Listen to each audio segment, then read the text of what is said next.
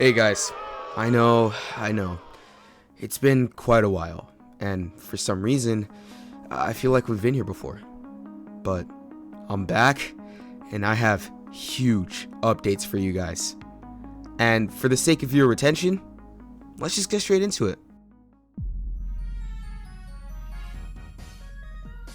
Now, I've recently completed the rewrite, and a part of the old version was the gun system.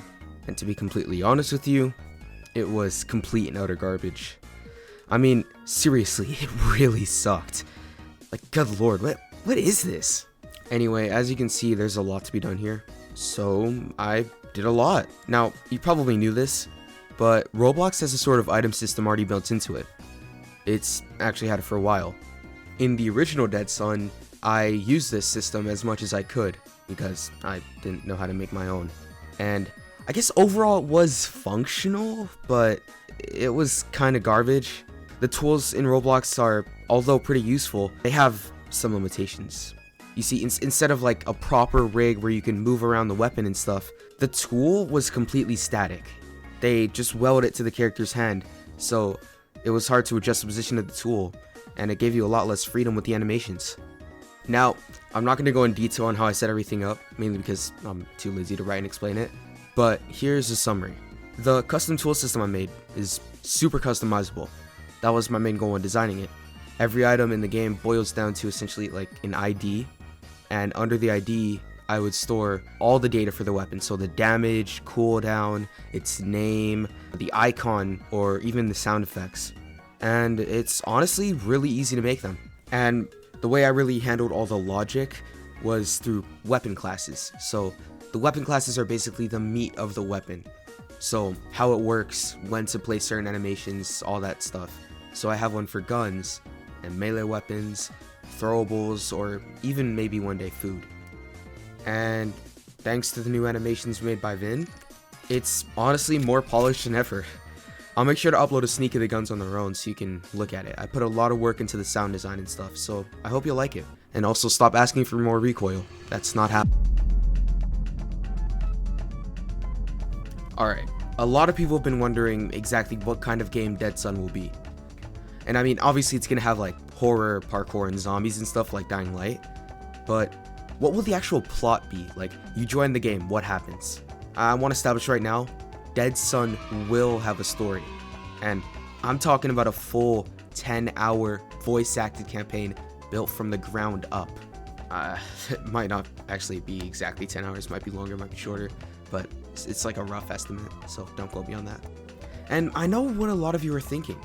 PJ, I know you're like the greatest developer in Roblox and stuff, and no one can even come close to your level of scripting, modeling, animating, or building, but how exactly do you plan on making such an ambitious game?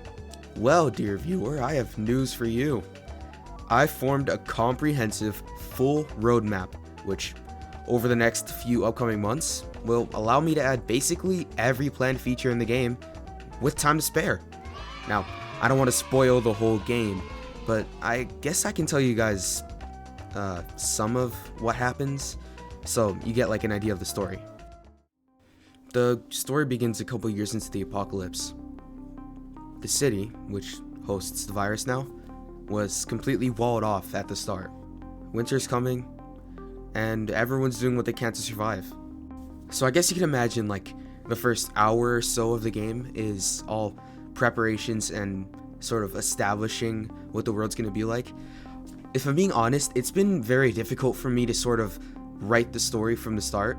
Like, I have an idea of where I want it to end, or like different events that happen throughout the story, but it's honestly proven pretty difficult to sort of bridge the gap between the prologue and the setting off point. Like, well, I don't want to spoil it, but essentially to where the game really kicks in, you know?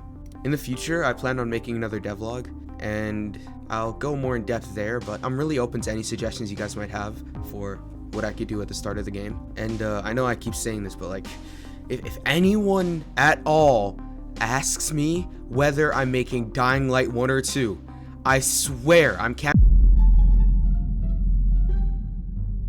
Alright, I know this isn't a regular chapter. I did this in my last devlog too.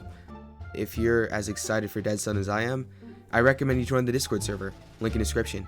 In the server, you can upload your very own suggestions, chat with fellow Roblox or Dying Light players, view exclusive sneaks and announcements, or even talk with me. And we're actually hosting applications for voice actors right now, so please, I need more actors.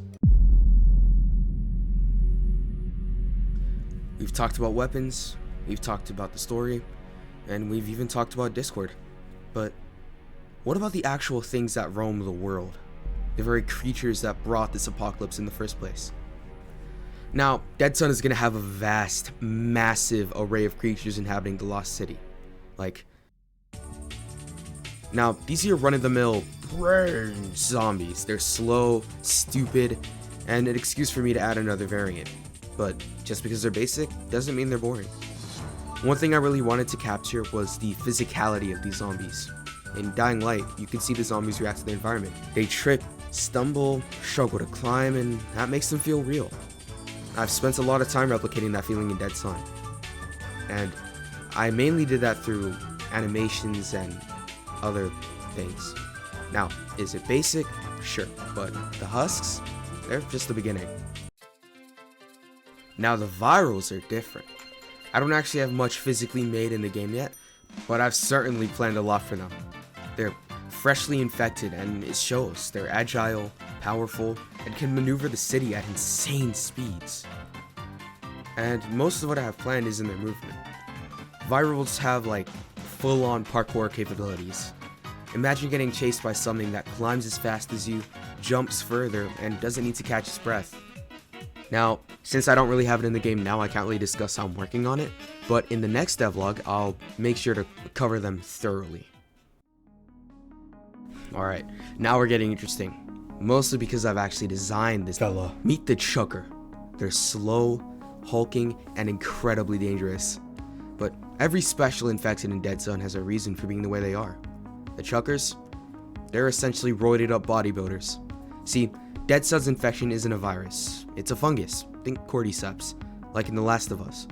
And when someone who's been pumping steroids a lot gets infected, the fungus reacts to the chemicals in their body, triggering excessive muscle growth and bone growth. And if you're wondering why they're called the Chucker, that's because they're known for, well, throwing zombies at you. Yeah, don't let this thing get near you. Left 4 Dead has the tank, Dying Light has the volatile, The Last of Us has clickers, and Dead Sun has night howlers. Remember how virals are strong and fast? Well, night howlers are on another level. They're superhuman, the result of exceptionally athletic people getting infected early on. These guys are ultra fast, insanely strong, and almost impossible to kill. They stand at 7 feet tall, weigh between 300 to 400 pounds, have massive claws for pinning their prey, blade-like growths to help them scale structures, and a powerful, retractable tongue which they use to puncture and kill prey. But here's the real catch. They can't see for sight is useful, of course, and pretty much everyone needs to have good sight to survive in an apocalypse like this, but they don't. You see, when your entire existence is spent without light, vision becomes obsolete. Night howlers, they like to use a little thing called echolocation. They emit a deafening screech, allowing them to map their surroundings, locate prey, and assert dominance. You don't need light when you can hear everything. And if you ever hear their scream, even the smallest movement will alert them to your presence. Hey guys, I'm re-recording the epilogue because I accidentally deleted my entire file. My audio quality might be a little worse. I had to take apart my recording station, so just bear with me here.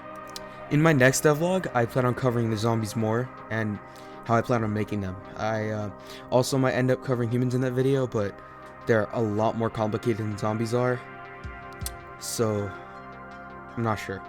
Anyway, join your Discord server. Voice actor applications are open, and make sure to subscribe. I'm open to feedback, so if you have any ideas for new zombies or anything I should change with the guns, let me know, except for recoil. And see you guys in 5 years.